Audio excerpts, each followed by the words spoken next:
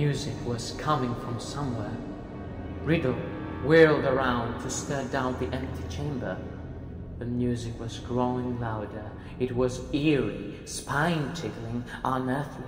It lifted the hair on Harry's scalp and made his heart feel as though it was swelling to twice its normal size. Then, as the music reached such a pitch that Harry felt it vibrating inside his own ribs, flames erupted at the top of the nearest pillar.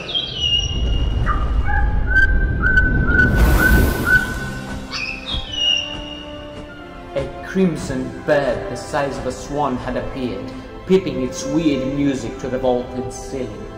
It had a glittering golden tail as long as a peacock's and gleaming golden talons, which were gripping a ragged bundle. A second later, the bird was flying straight at Harry. It dropped the ragged thing it was carrying at his feet, then landed heavily on his shoulder. As it folded its great wings, Harry looked up and saw it had a long, sharp golden beak and beady black eyes. The bird stopped singing. It sat still and warm next to Harry's cheek, gazing steadily at Riddle. Riddle, staring shrewdly back at it, said, "That's a phoenix." Fox. Harry breathed, and he felt the bird's golden claws squeeze his shoulder gently. And the old-school sorting hat. So it was. Patched, frayed, and dirty, the hat lay motionless at Harry's feet.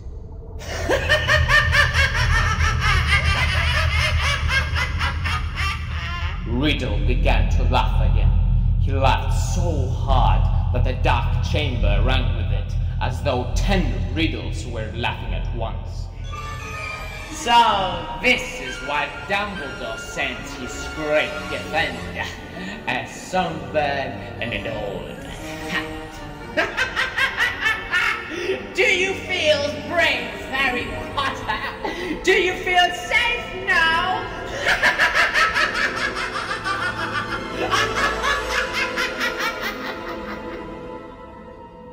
Harry didn't answer. He might not see what use Fox or the Sorting Hat were, but he was no longer alone, and he waited for Riddle to stop laughing, with his courage mounting. "To business, Harry. Twice in your past, in my future we have met, and twice I failed to kill you. How did you survive? Tell me everything. The longer you talk, the longer you stay alive." Harry was thinking fast, weighing his chances. Riddle had the wand. He, Harry, had Fox and the Sorting Hat, neither of which would be much good in a duel.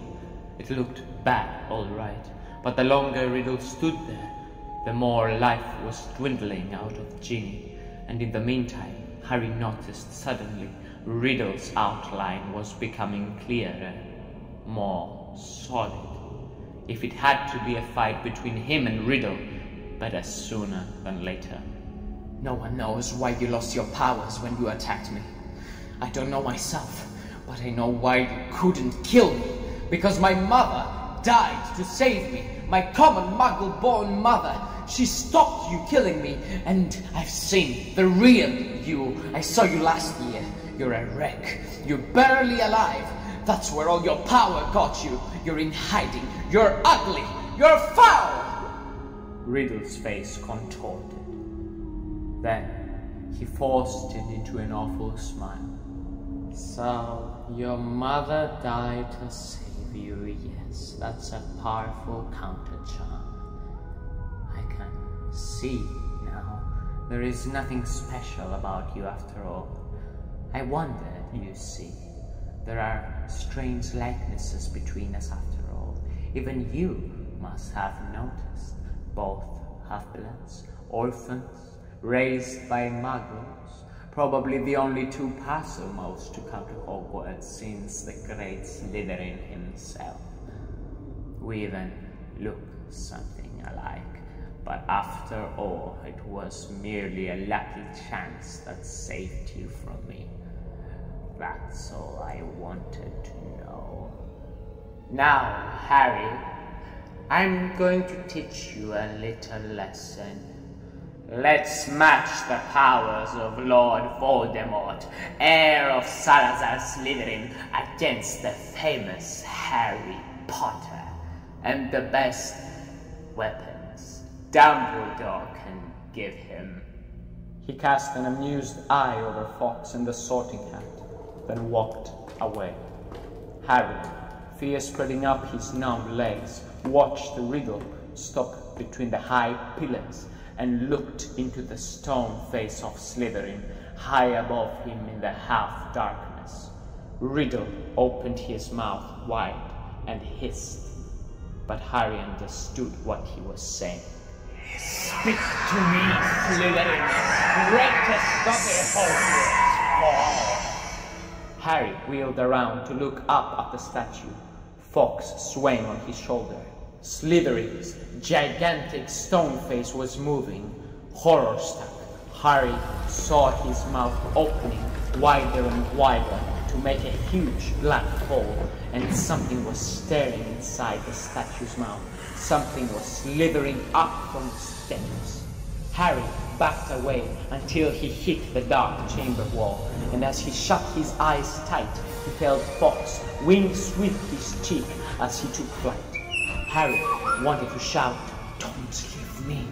But what chance did a phoenix have against the King of the Serpents? Something huge hit the stone floor of the chamber. Harry felt it shudder. He knew what was happening. He could sense it, could almost see the giant serpent uncoiling itself from Slytherin's mouth. Then he heard Riddle's hissing voice. "Kill him!" The basilisk was moving toward Harry. He could hear its heavy body slithering heavily across the dusty floor. Eyes still tightly shut, Harry began to run blindly sideways, his hands outstretched, feeling his way. Voldemort was laughing.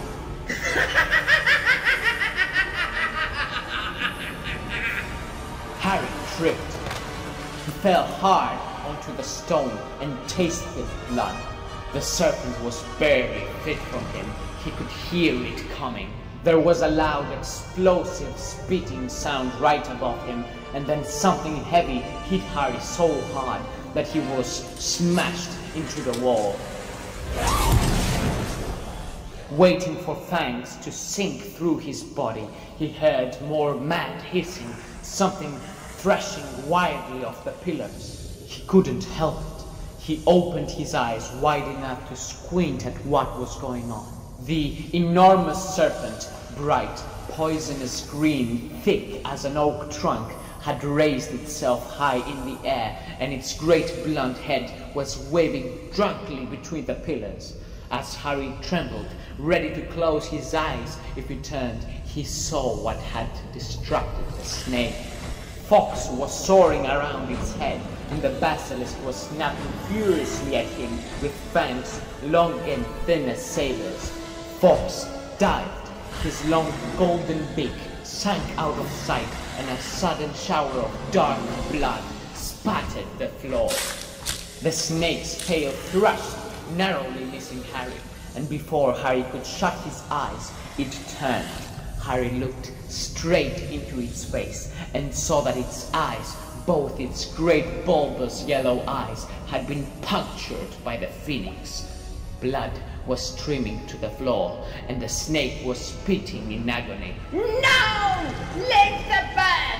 Let the bird! The boy's behind you! You can still smell him! Kill him! The blinded serpent swayed, confused, still deadly. Fawkes was circling its head, piping his eerie song, jabbing here and there at its scaly nose as the blood poured from its ruined eyes. Help me! Help me! Someone! Anyone! Harry muttered wildly.